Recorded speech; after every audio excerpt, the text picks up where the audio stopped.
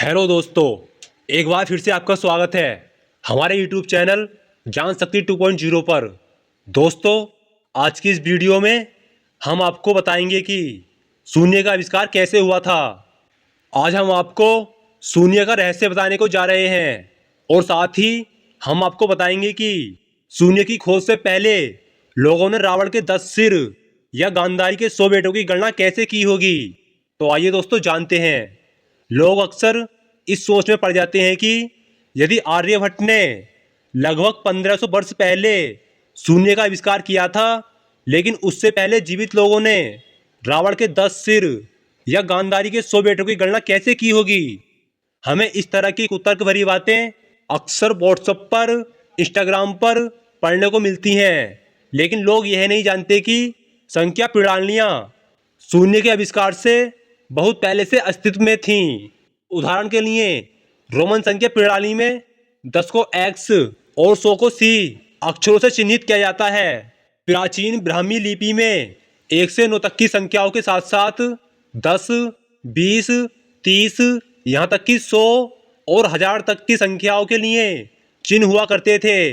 इससे स्पष्ट है कि शून्य के न होते हुए भी संख्याएं आसानी से लिखी और दर्ज की गईं। लेकिन इन संख्या प्रणालियों से गणना करना बहुत कठिन था। आर्यभट्ट, ब्रह्मगुप्त, यहाँ तक कि शिराधराचार्य को भी शून्य के आविष्कार का श्रेय दिया जाता है। इस आविष्कार के बाद 1 से लेकर 9 और फिर शून्य, इन 10 अंकों की मदद से छोटी बड़ी संख्याओं की गणना करना आसान बन गया। अरब व्यापारी इस प्रणाली को यूरोप ले गए, इसलिए वह हिंदू अरब संख्या प्रणाली कहलाई गई। शुरू में यूरोपीय व्यापारियों ने इस नई सुविधाजनक प्रणाली का कड़ा विरोध किया।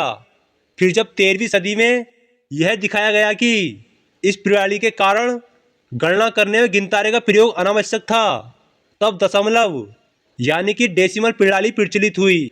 इस प्रकार उसके आविष्कार और प्रचलन के बीच वर्ष बीत गए।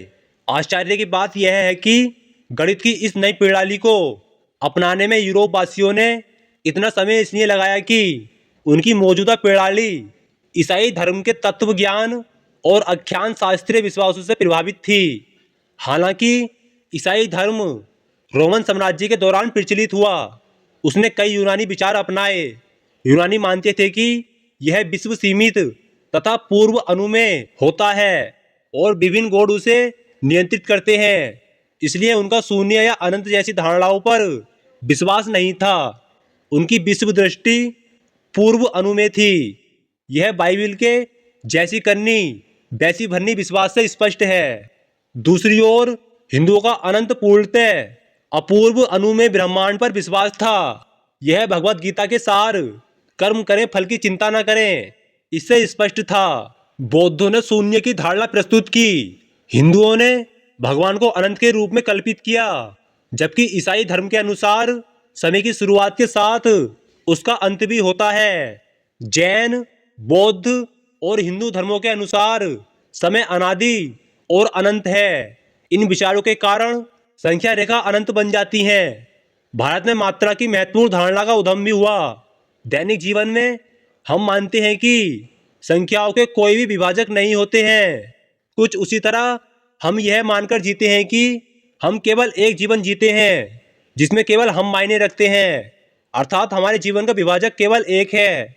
लेकिन वास्तव में जिस तरह सभी संख्याओं के विभाजक होते हैं, उसी तरह हम भी कई जीवन जीते हैं जिनमें हमें कई अनुभव होते हैं। हम कभी भी दूसरों से पृथक जीवन न जीते हुए किसी न किसी रिश्ते या समूह का भाग होते हैं। यदि कोई व्यक्ति केवल एक जीवन जीता है तो उसके जीवन का विभाजक एक है, लेकिन यदि उसका पुनर्जन्म होते रहता है तो विभाजक भी अनंत बन जाता है। इसलिए उसकी सभी सफलताओं के बावजूद उसके जीवन का मूल्य शून्य बना रहता है और इसी तरह शून्य को अस्तित्व में लाया गया।